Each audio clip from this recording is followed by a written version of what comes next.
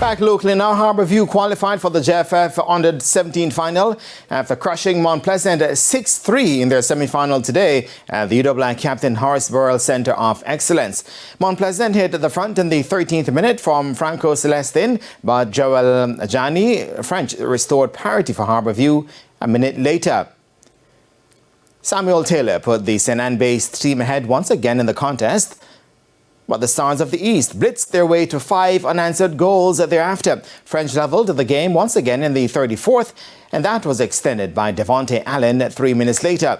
Harbour View were comfortably 4-2 ahead at half-time when Kamar Goldburn found the target, and French bagged his third and Harbour View's fifth in the 70th. Sharif Ricketts joined the party 2 minutes later, even as Emerson Lays scored a consolation in stoppage time for Mount Pleasant. We started off the game very slow, but as it came into the 20th minute, the 21st minute, we started scoring more goals. Yeah, I think we kept our composure, and in the second half, we started scoring more goals, and that's what got us the lead. Harbour View will take on the winner of the Cavalier and Reno contest. Cavalier at Sports Time, well, they were leading 2-0.